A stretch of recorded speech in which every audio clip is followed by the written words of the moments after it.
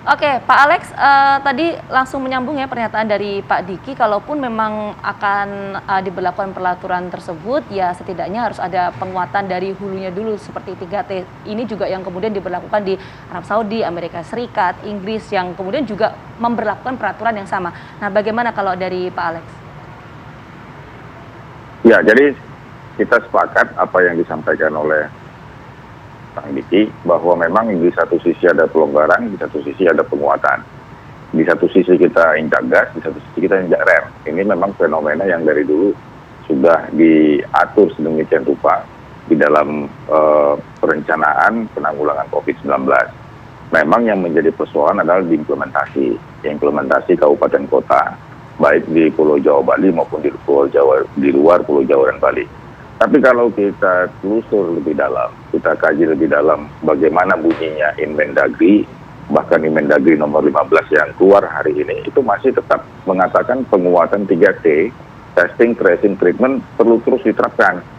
Bahkan testing ini ditingkatkan sesuai dengan tingkat positivity rate mingguan dan juga dengan ketentuan kalau dia di bawah 5%, berapa jumlah tes per 1.000 penduduk per minggu, 5-15% berapa. Jadi oleh karena itu Inmendagri ini menjadi salah satu pedoman di dalam rangka penanggulangan yang tetap mengatakan bahwa penguatan 3T tidak boleh ditinggal.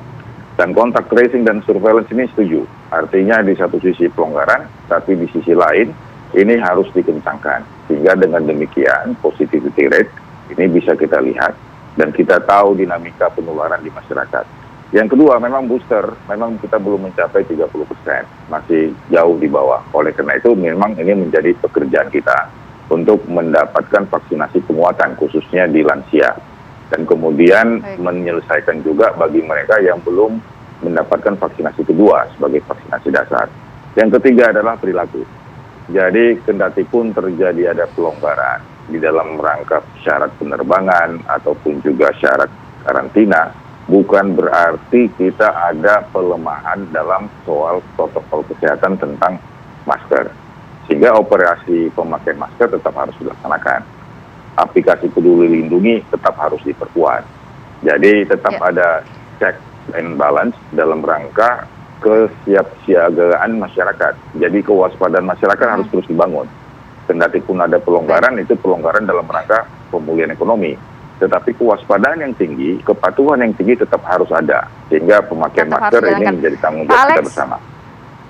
Ya, nantinya jadi seperti apa implementasinya? Dalam arti kan ini masih cek-cek ombak begitu ya Pak ya. Kemudian kita tahu sebentar lagi akan bulan suci Ramadan, kemudian Lebaran, pasti banyak yang pulang kampung segala macam begitu.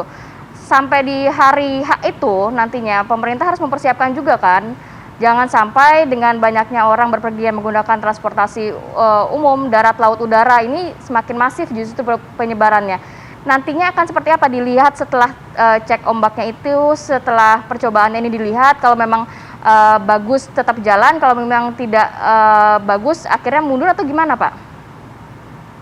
Ya, jadi dalam rangka transisi ini yang pertama adalah protokol kesehatan tentang 3M ini terus akan dilaksanakan.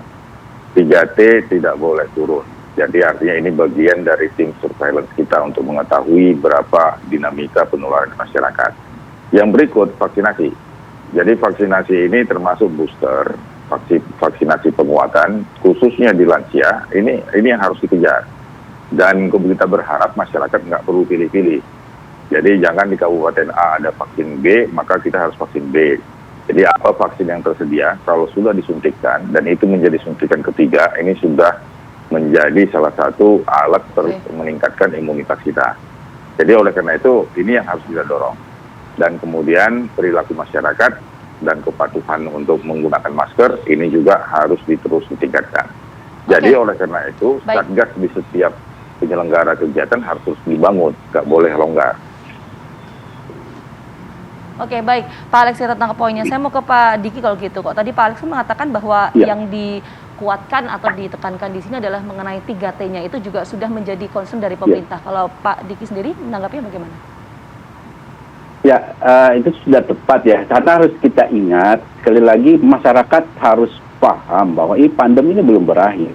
Adanya pelonggaran, adanya mal, segala macam aktivitas ekonomi dilakukan seperti mendekati seperti sebelum pandemi, itu karena memang situasi ekonomi yang sudah harus mulai ada pemulihan. Gitu. Bukan berarti virus ini sudah tidak ada, tetap ada, dan ini masih serius. Gitu. Nah, kemudian kita harus ingat dalam konteks Indonesia, kurang lebih 30 provinsi di Indonesia, tes positivity rate-nya masih di atas 5%.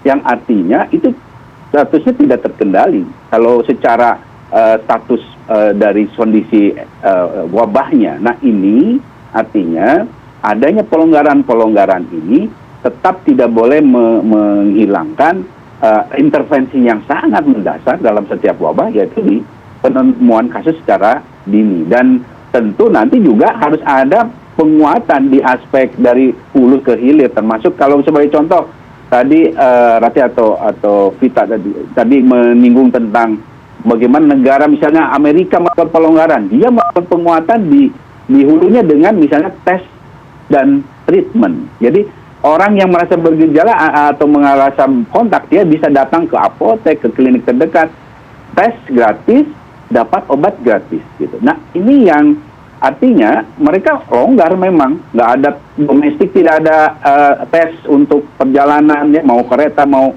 pesawat. Tapi Amerika, Inggris, Arab Saudi, dan juga beberapa betul. negara lainnya ya Pak Diki ya sudah memberlakukan hal Betul. seperti yang kita diskusikan pagi hari ini. Artinya juga Betul, pelonggaran kebijakan ini berlaku serempak di beberapa negara begitu.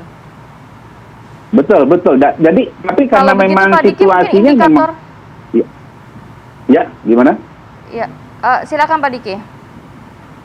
Jadi memang situasi tahun ketiga ini, dunia ini banyak negara sudah mulai repot dengan situasi ekonominya. Jadi sekali lagi pelonggaran bukan tanda tidak adanya wabah. Bahwa kasus menurun sekalipun, melandai sekalipun bukan berarti virus sudah hilang, tidak. Namun kita menyadari ini harus mulai ada pemulihan. Tapi pemulihan ini jangan sampai memperburuk situasi. Jangan sampai juga menyalahkan sebagian dari kita. Dan diterima oleh masyarakat, wah kita bebas. Nanti ada yang meninggal banyak kan, dan trennya kita masih tinggi, kematian kita masih di atas 1%, ini yang bahaya. Jadi indikatornya mungkin dari mana Pak Diki sehingga kita bisa seperti negara-negara lain? Apakah memang vaksinnya sudah sampai 90% ataukah memang positivity rate-nya sudah turun jauh atau bagaimana? Jadi pertama kita akan melihat dari sisi modal imunitas ya, tes di vaksinasi kita harusnya yang 2 dosis ya sudah harusnya di atas 90%. Nanti ini harusnya, ini saya bicara ideal ya, 90%. Kemudian 2 dosis setidaknya ya 70% gitu. Ini bicara total penduduk ya, bicara total penduduk. Kemudian nanti kita akan melihat angka reproduksinya paling tinggi 1. Tes positivity rate-nya harus di bawah 1%. Wah, kalau udah gitu saya kira kita sudah relatif aman ya, dan saya kira kalau saja sepertiga negara mencapai seperti itu, pandemi ini sudah bisa dan memang harus dicabut oleh WHO. Dan ingat sekali lagi, pandemi ini statusnya nggak bisa negara-negara menyatakan saya endemi, kemudian pandemi diambil, ya enggak, karena ini adalah wewenangnya WHO. Dan WHO tentu dengan perhitungan yang sangat detail. Sehingga kalaupun kita menyatakan ini endemi, ya statusnya tetap pandemi, artinya masih berbahaya gitu. Dan ini yang harus sama-sama kita perhatikan. Sekali lagi, saya sepakat dengan Pak Alex tadi, ya jangan sampai ini membuat jadi longgar, terutama di 5M dan 3T-nya. Dan tentu akselerasi vaksinasi seperti capaian tadi harus kita kejar. Oke, baik, artinya tadi pengetatan yang harus dikedepankan. Saya mau ke Pak Alex. Pak Alex, kalau kita berkaca dari beberapa kebijakan sebelumnya, misalnya wisatawan ke Bali ini dibebaskan karantina, kemudian juga kita melihat ada wacana naik pesawat dan juga kereta api tak perlu tes COVID-19. Banyak kemudian pertanyaan publik, apakah ini kemudian menjadi salah satu tahapan untuk menuju transisi ya dari endemi, pandemi menjadi endemi? Ya, jadi bahwa situasi kita memang masih dalam situasi pandemi, tetapi ada yang berbeda antara tahun 2022 dengan tahun 2020. Perbedaan itu tentu tidak hanya di dalam variannya saja, tapi juga kemampuan kita dalam soal imunitas yang sudah lebih baik. Dan demikian juga pengantarlaksanaan di sektor hulu dan sektor hilir juga sudah lebih baik. Jadi oleh karena itu memang masyarakat setelah 2 tahun ini tentu perlu disiapkan dalam satu periode transisi. Artinya dari pandemi menjadi endemi. Tetapi itu tidak semudah membalikkan telapak tangan.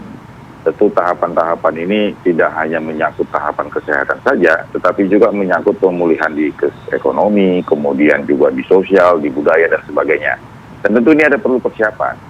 Dan persiapan ini tentu secara individual, secara komunitas ini terus harus ada. Tapi ada catatan yang harus kita lihat, selagi penularan masih ada, dan kemudian vaksinasi dosis 3 baru di bawah 10%, ini masih artinya kita harus kewaspadaan harus terus dibangun. Jadi kewaspadaan yang tinggi ini, ya sebagaimana yang kita lihat bahwa dengan menggunakan aplikasi Peduli Lindungi, kemudian juga mereka tetap memakai masker, ini harus terus dimonitor dan harus ada yang mengawal. Sehingga kita akan menghindari terjadinya lompatan-lompatan kasus di berbagai tempat, apakah itu di kabupaten kota.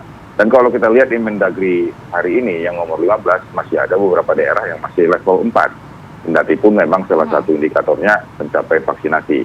Jadi artinya, dikala kita memang sudah melakukan pelonggaran, tapi Inmendagri sebagai instrumen untuk melakukan pembatasan kegiatan masyarakat, ini juga harus terus dievaluasi dan terus dikencangkan. Ya, baik, terima kasih banyak Dr. Alexander Ginting dan juga Pak Diki Budiman sudah berbagi informasi pada pagi hari ini. Sehat-sehat selalu. Assalamualaikum. Waalaikumsalam.